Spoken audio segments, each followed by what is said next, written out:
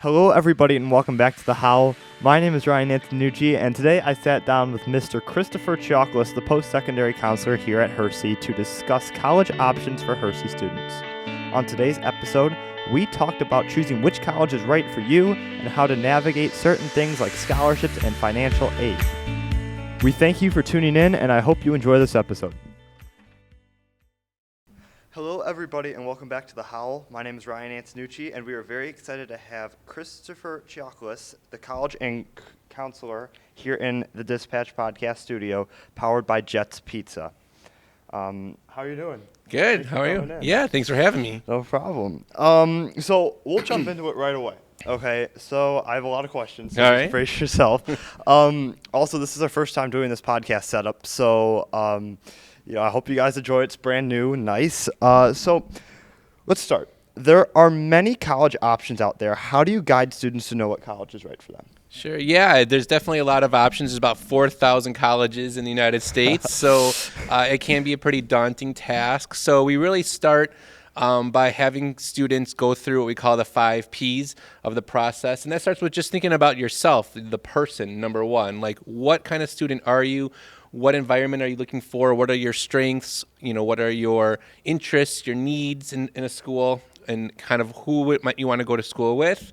And then thinking about, where in the country, what size school, what do you want to study? Mm-hmm. And then finally, the last P is the price, and can you afford to go there? So kind of thinking through all of those steps can kind of narrow it down. And we have different tools online where you can plug that stuff in, and hopefully it'll spit out some schools that meet what you're looking for. What kind of tools do you guys use, like websites or anything for like students out there who are interested? Yeah, so for many, many years, we've used a site called Navient. So the current seniors have used that, but we just rolled out our new college and career search tool to our juniors a couple weeks ago, and that is called School Links. So going forward, everyone will be using School Links, and it's pretty much the same thing, but there's some assessments in there that you can find out a little bit about yourself, and then you can, again, plug those things into a college search tool, and it will spit out a list of schools based on what you put in, and it's a good starting point to start your research. Yeah, and speaking of a starting point, and with all these resources and with all the factors that you need to decide, how early is it to start looking for the right college for you? Yeah, great question. So I would say once you get to high school, it's not too early as a freshman to start at least thinking about some of those things I mentioned at the beginning, like what are your strengths, what are your interests, what kind of environment might you like to be in, what might you like to study, things like that. And you can start visiting different types of schools from day one, from freshman year. But then we start the official, search building that list process in the fall of junior year. So the first 2 years is really kind of figuring out yourself, where your strengths are, getting those good grades, getting involved, starting seeing kind of what environment you might like. And then junior year, really start putting it down to specific schools. And so you're ready to apply senior year. So when you talk about requirements, I know one of the main requirements that everybody talks about is SATs and ACTs, and over 80% of colleges no longer require either of the tests. Yeah. How should that change how students approach the college application process? Yeah, so great question. The test, now that we have so many schools that are test optional, where it's your choice if you want to submit your score or not, or even there's many schools that are called test-free, where they don't even want to see your score, the benefit of that is that if you're not the greatest test taker, or if you have test anxiety and you just don't do so well that day for those couple hours, it doesn't totally derail your college process, right? There will be lots of options if you have the rest of your application strong. So if you have good grades and write a good essay, you have to have everything else strong. But the more strong pieces of your application you have, the better. So if you can have a really strong test score, you are going to want to do your very best on the test. There are some schools that do require the test, the other 20% or more, and some of those are some popular schools. Purdue around here is a popular one. Some of the schools down south in Florida require the score. So if you know where you might want to go and they need a score, you definitely want to do the best you can. And this test scores can help you with scholarships, both from colleges, but even outside scholarships. So it's just another great piece to have in your resume. If you can get a great score, but know that if you're not the best test taker, then there's going to be a lot of options still. All right, sticking with the SAT path, many schools, including Hersey, are making the change to a digital SAT versus the SAT that was taken before. Do you picture any changes to college test standards as more schools transition to the digital SAT? Yeah, it'll be very interesting. The SAT overall, the whole world is going to the digital SAT, so it wasn't really a Hersey choice. We just kind of had to. But it will be interesting to see how colleges, if they look at it any differently or not. I think it'll take a few years of data for them to see is, a 1,200 on the digital the same as it was on the paper, because it is going to be shorter, it is going to be more adaptive, and so on. So I think for now, colleges are going to look at it on the same level, and we'll kind of see in a few years if they're finding that it is actually the same or if it's different. Do you think that number will change, those 80% of schools that no longer require an SAT or ACT? Do you think that would increase through this test or decrease? I don't know. It's interesting because a lot of the schools that require it, are a lot of those public schools, and those are set kind of by law, like state law. So in Illinois, all of our public schools are test optional by law. And so it would have to be something that's, looked at by the legislators and so on. So I don't think that number will change too much. I think a lot of the schools are still going to stay test optional, but it'll be interesting to see. All right. So Hersey offers AP and dual credit courses. Why is it beneficial to take those classes for college, for acceptance purposes? Do colleges seem to prioritize one or the other? Yeah, so it's great. The colleges are the first thing they're looking at before test scores, anything else, is your courses and the rigor of those courses, and then what grades you get in those courses, right? And so colleges know that Hersey offers a lot of AP and dual credit, so they want to see you take those rigorous courses. So for college admissions, the more of those that you can handle, that you can take while still having a good balance in your life, the better, right? Because it shows that you are taking advantage of the most rigorous courses that Hersey offers. It also will prepare you for that college level work, right? So if you can be successful in AP courses and in dual credit classes, colleges will assume that, hey, this person can be successful when they get on our campus and take college, because it's basically the same thing, just a different location. Obviously, there's other benefits too of getting credit in college down the road, where you can save a lot of money by not having to retake those courses if you get the AP test score, or you get the opt into the dual credit. You can get credit for those and save yourself hundreds or thousands of dollars. So it's typically a win-win all around, and so it's something students should definitely look to take advantage of if they're able to. So would you recommend then for students to take harder classes even though it might affect their GPA, or take easier classes where they might get all A's throughout the course of their high school? Yeah, that's always a popular question, right? Do colleges want to see the hardest classes, but what if I get C's, or should I, if I get too easy and get A's, but I got straight A's, what is that balance? So some of it depends on the type of school you're looking to go to. So again, the more selective schools want to see the most rigorous courses, but again, within reason. So I think you don't want to get anything lower than B's for sure, and so it can be a balance of what works for each student, right? So there might be some areas where you're stronger and you want to push yourself and take those harder classes, and other areas that maybe, it's just too much, so I'm going to back down and take, a lower level. So it's just about finding the right balance, what the student can handle. If you can handle straight A's and all dual credit and honors and AP, then you should probably take it. But if you can't, then you want to make sure that you're not overdoing it, you're not getting stressed out, you're not having to go down levels either. So changing the topic a little now more to the acceptance process and stuff like that. So if a student is considering studying abroad, how does that affect his college choice? Okay. Yeah, so if you pretty much every college, even including Harper, has study abroad. So it's definitely something that you could look at as what options does that school have. Some Every school has study abroad.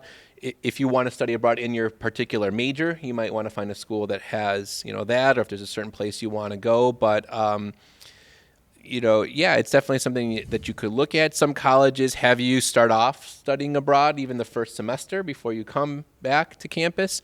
So that could be something if you're ready right off the bat. But I would always recommend that students study abroad earlier in their college career where they have more classes left to take. That way they can have a wider range of options of places to go where those classes will still count for their degree. Yeah, I love to travel, so maybe I could someday. You never know. Yeah. For sure. So 34% of college-age students say they're unable to pay for college. If a student was unable to pay for college, what other routes are there for them, and how difficult is it to get student aid? Yeah, the price of college for sure is a hot topic, and loans and things like that are important. So it all comes back to really finding that right fit, which we stress so much. And I think a lot of times students and their parents, focus so much on the name of the school. And they feel like they won't be successful if they don't go to some big name school that everyone's heard of. And so a lot of times those big name schools have big time price tags, right? Mm-hmm. And so you have to really think, what is my family's budget? What is my end goal? What am I looking to do for a career? And how much is that career going to pay me? And can I get that degree, at a school that's more affordable, in my budget? What are employers really looking at? Are they looking at the name on that diploma, or are they looking at what did you do while you were there? What classes did you take? What leadership roles did you have? What internships did you do? And that's usually more what they're looking for than just the name. The name on the diploma, there's a great book called Where You Go Is Not Who You'll Be. Mm-hmm. And it really talks about successful people who didn't go to those big name schools. And so the first part is really finding a school that fits in your price range. Is it a good financial fit? And then from there, there are, a few options. Of course, you can always start at a community college and mm-hmm. transfer after 2 years. Your diploma from U of I or Purdue or Michigan doesn't say via Harper or anything. Yeah. It's just straight from there. And that could save you a lot of money. Obviously looking for scholarships for sure, looking to work. There are loans, of course, you can take out if you do it smart. Mm-hmm. The general rule is don't borrow more overall than you're going to make your first year as an employee. So if your career field is going to pay you $50,000 your first year, don't take out more than $50,000 in loans. So kind of be smart about it. So if you kind of look at the big picture of what is the end goal? Is the end goal just to have a degree from the XYZ school, or is it to get a degree so that you can move on with your life and work and not be in debt? Then that's going to kind of drive your choice. And of course, like Harper Promise gives opportunities to those students and stuff so they could get scholarships and go to these schools. Yeah, definitely. I mean, Harper, if you can qualify for the Harper Promise and get free tuition, or even if for some reason you become ineligible, there's lots of ways through Harper to really go for very, very cheap or less. They have academic scholarships. They have, there's all kinds of stuff. So really your first 2 years, if you're like, how am I going to pay for all this? Your first 2 years, you can find ways to pay little to next to nothing. And it's a big, deal, but it's really important to lay out all of your options, that you might find. And don't discount those schools you may not have heard of, because they could offer you some really great scholarships and have really great opportunities. All right, a multi-part question here. How would the application process differ if I was going to a college outside of the U.S.? Yeah, so depending on the country, there's different processes, right? And so, for instance, so you're still going to want to apply, in fall of your senior year. They're still going to look at your grades. Some will look at your test scores as well. Some colleges in like the UK and England, like they only have 3 years of school. Like there's less liberal arts, and you could be done with your degree in 3 years. It honestly could be cheaper and faster to go out of the country, as sad as that might be, but it definitely is a possibility. So Yeah, some countries, have a little bit different requirements. You might have to take, entrance exams or different things like that. Depending on, are you going to a college that is English speaking? Then it's a Yeah. little bit easier. If you're going to one where you need to know the language, then that's a whole different process as well. So, definitely want to start researching early. But we definitely have international college resources on our website, and there's lots of like resources, and there's different fairs and things that students can attend for that.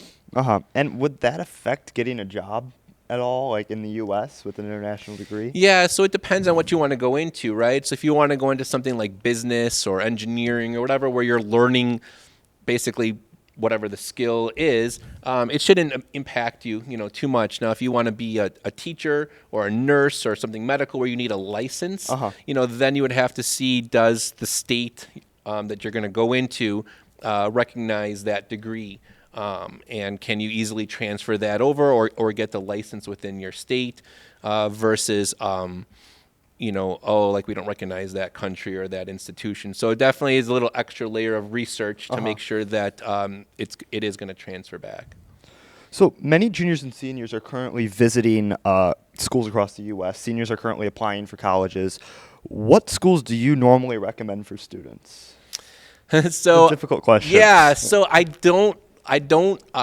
not in the habit of recommending specific schools because it really is a subjective process. So again, what I always tell the students is to really look at themselves and what kind of options they're looking for. If they can give me